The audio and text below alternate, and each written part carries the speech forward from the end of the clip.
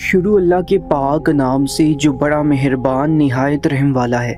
अस्सलाम वालेकुम दोस्तों, आप इस वक्त मौजूद हैं उर्दू मिरेकल्स पर। दोस्तों, आज की वीडियो में हम आपको बताएंगे एक सच्चा वाकया। हिंदुओं का एक मंदिर सैलाब में बह गया।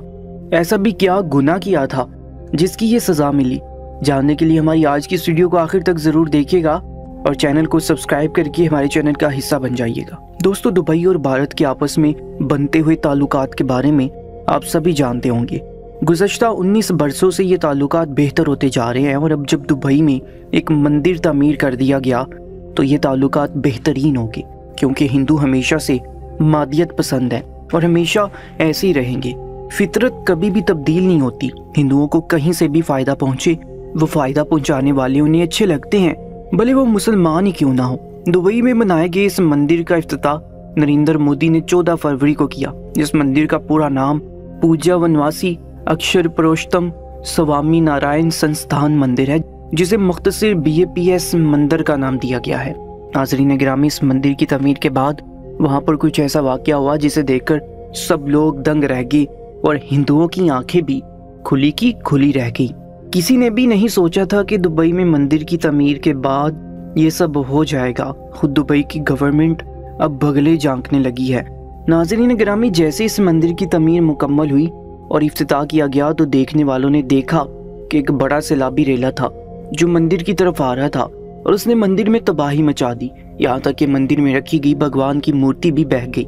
मंदिर की तमीर के वक्त सैलाब और तूफान जैसे अवामिल का खास ख्याल रखा गया था कि अगर मौसमी हालात ऐसे हो भी जाएं कि सैलाब आने का खदशा हो या तूफान आ जाए तो मंदिर की तमीर को कोई नुकसान न पहुंचे और मंदिर की इमारत जूं की तू बरकरार रहे। मगर वो तमाम एहतियातें काम क्यों ना आ सकी। मंदिर में भगवान जी की मूर्ति को बहुत ही श्रद्धा और आस्था के साथ फिट किया गया था और उसकी मजबूती को मलहूज़े खातिर रखा गया था। मगर भगवान की मूर्ति पानी में इस तरह से बह रही थी जैसे कोई कागज का टुकड़ा हो या फिर दरख्त से मुरझाकर गिरा हुआ कोई बेजान पत्ता हो।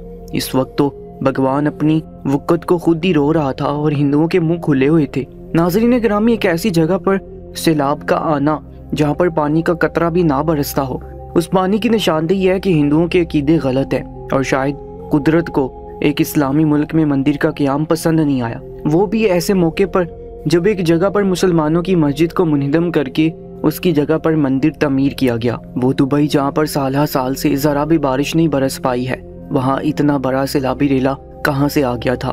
सभी हैरान थे। उस रेले की तबाही के बाद मंदिर में कुछ नहीं बचा था। उसकी सरेनो तमीर की जा रही है। सोशल मीडिया से इस खबर को दूर रखा जा रहा है, मगर बहुत सारी ज़राए से ये खबर वायरल हो चुकी है और सोशल मीडिया की जीनत बन गई है, जहाँ से लोगों ने दुबई के मुसलमानों का असली चेहरा भी देख लिया।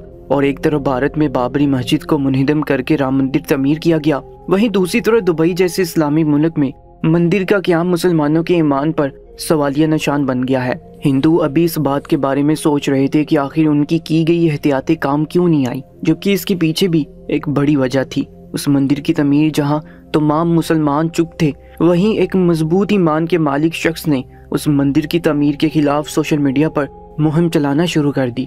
उसकी मुहिम तरीक पकड़ने लगी और बहुत सारे लोगों ने उसका साथ देने का यकीन दिलाया।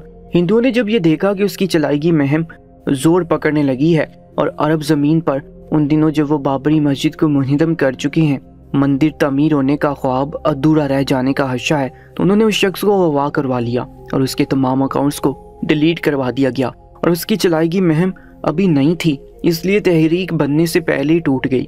हिंदुओं की कैद में भी वो शख्स सिर्फ और सिर्फ हक और सच के नारे लगाता रहा। उस शख्स का नाम अबू अल फलाह था, जो कि दुबई का ही एक मुसलमान था और अच्छे खासे अमीर घराने से ताल्लुक़ रखता था। उसके खानदान वालों ने उसकी बाजियाबी की बहुत कोशिशें की, मगर उसमें कामयाब न हो पाए, क्योंकि हिंदुओं ने उसे बहुत ही राजदारी और मंसूबा साजी के तहत अगवा करवाया था।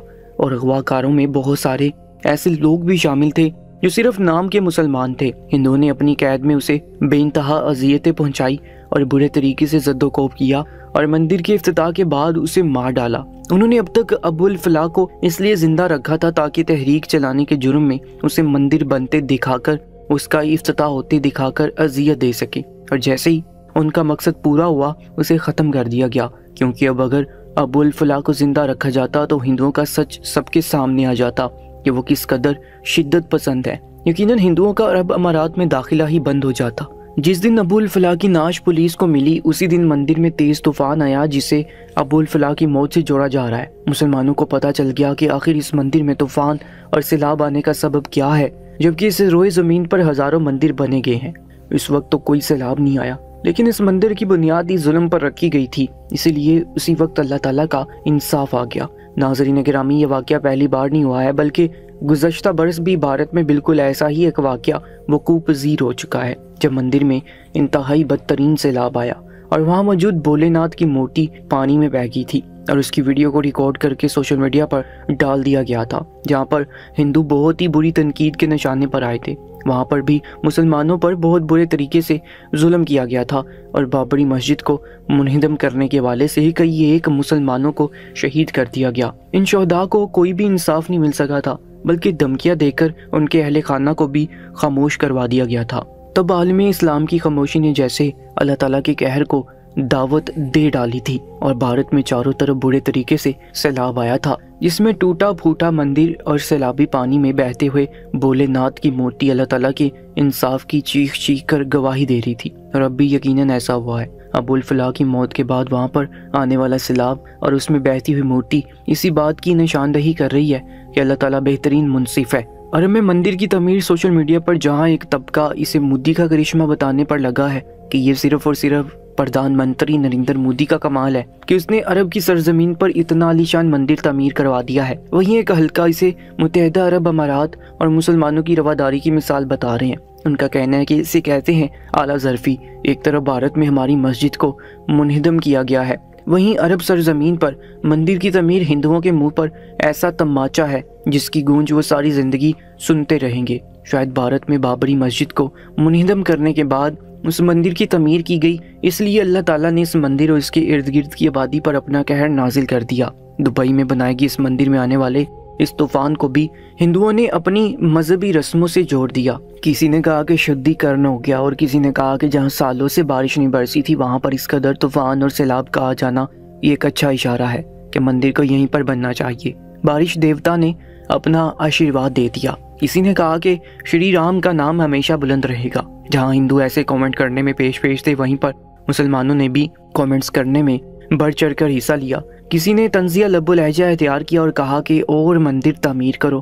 किसी ने कहा जब अल्लाह के दीन को छोड़कर इस तरह से भटका जाए तो यही सब होता है। इसी तरह के बहुत सारे कमेंट्स जो कि यूजर्स की तरफ से किए गए थे, सभी ने अपने अंदाजे लगाए, मगर असलियत क्या है इसके बारे में अल्लाह पाक की ज़ात ही बेहतर जानती है।